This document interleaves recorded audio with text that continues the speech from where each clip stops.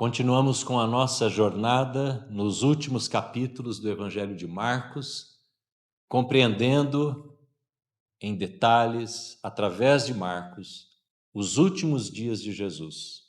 E hoje, quinta-feira, véspera da crucificação. Nosso capítulo é o 15. E o capítulo 15 descreve as últimas horas de Jesus no seu julgamento injusto, cruel, e o momento quando ele é colocado na cruz, crucificado, chegando à morte. Este é o cenário do capítulo 15. É o cenário do dia de amanhã, sexta-feira. Então vamos antecipar este momento e vamos ler, vamos meditar nesta história. O que encontramos no capítulo 15, de uma forma resumida, dois tipos de pessoas que participam deste drama, desta zombaria, deste julgamento, da crucificação e da morte de Jesus.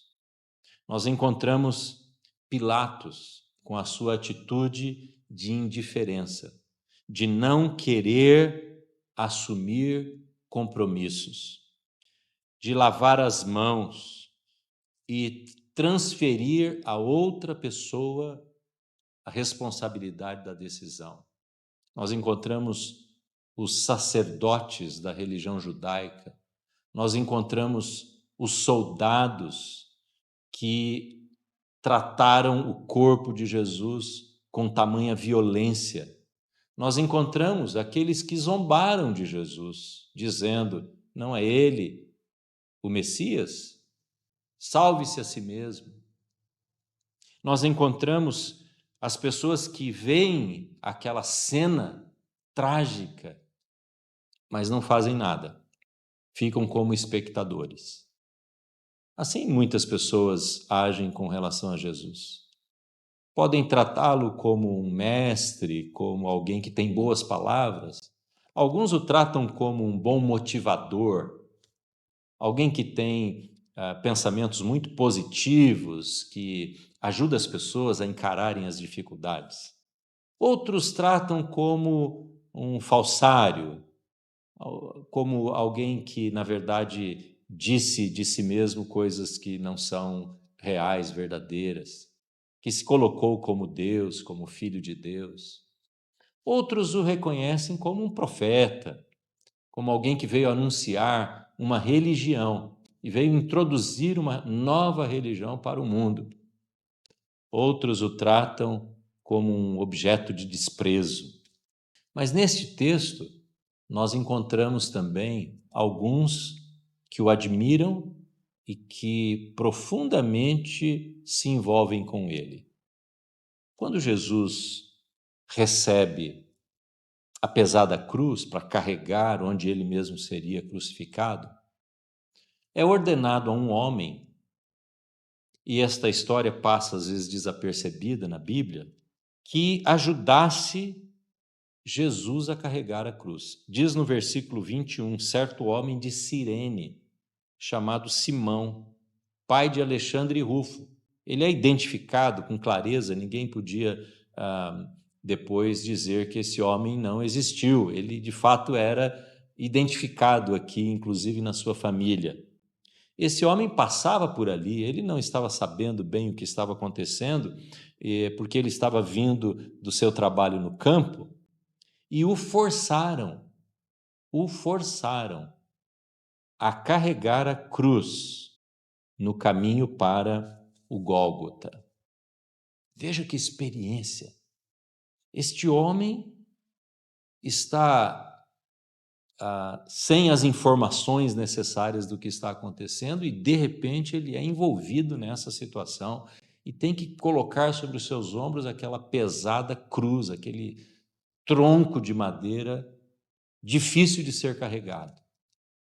Como foi a vida deste homem depois do encontro com Jesus? Ele é envolvido na trama, no drama de Jesus. Pense comigo, nunca mais ouvimos falar deste homem de forma clara nas Escrituras, Mas se fosse você, quantas perguntas viriam à sua mente? Quem é esse homem? Por que ele está morrendo? Por que Deus me fez ficar envolvido com esta história? Por que eu tive que carregar esta cruz?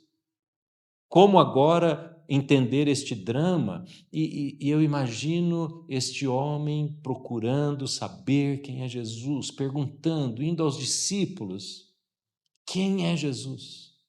Às vezes nós temos oportunidades assim na nossa vida, não de carregar a cruz de Jesus como um tronco de madeira, mas nós encontramos pessoas que falam coisas que deveríamos dar atenção.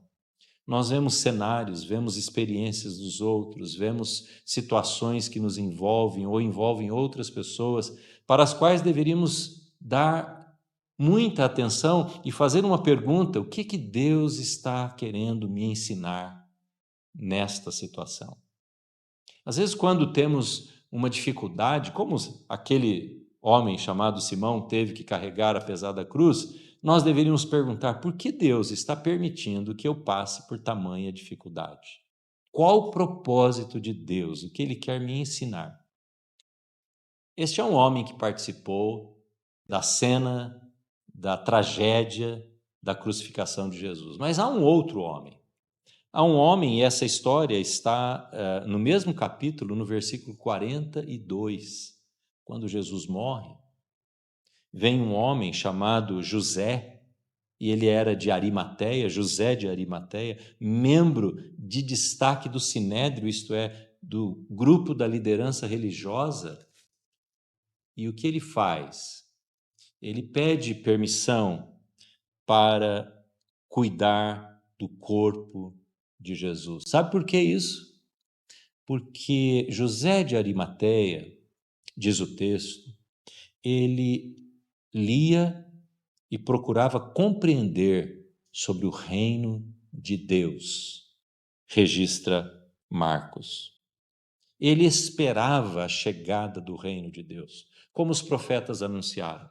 E quando ele olha para a morte de Jesus, ele compreende que a morte de Jesus fazia parte da chegada do reino de Deus. Por isso ele vai cuidar do corpo de Jesus, sem entender ainda que 2 dias depois, aquele corpo seria impactado pelo poder de Deus e seria ressuscitado e transformado. Quantas situações nós somos colocados onde podemos ou quando podemos olhar para o reino de Deus. Reino significa autoridade. Todo reino há um rei.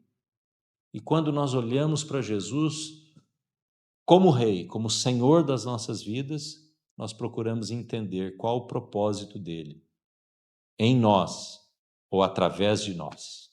O que ele quer fazer, como ele quer nos usar, porque ele é a autoridade reconhecida por nós como o Rei dos Reis e o Senhor da nossa própria vida. Este último dia da vida de Jesus na terra mostra que ele veio para se tornar Senhor de pessoas. Jesus é Senhor de todas as coisas desde a criação, porque a Bíblia diz que ele criou todas as coisas, mas ele quer ser Senhor de pessoas, Senhor da sua vida, Senhor da minha vida. Isto é o que José demonstra ao cuidar do corpo de Jesus. O seu olhar para a autoridade de Jesus. E ele trata daquele corpo, ele envolve aquele corpo em um tecido novo que ele havia comprado especialmente para isso. Porque ele sabe que ali está o Senhor de um reino, do novo reino de Deus. Que hoje seja um dia também de perguntarmos quais são as circunstâncias e as áreas da minha vida que eu preciso entregar à autoridade de Cristo e perguntar: Senhor, o que o Senhor quer disso? Como o Senhor quer que eu viva esta circunstância, esta área? Quais são as decisões que o Senhor quer que eu tome como súdito, como servo de um reino. Deus abençoe a sua vida e amanhã leremos o capítulo 16.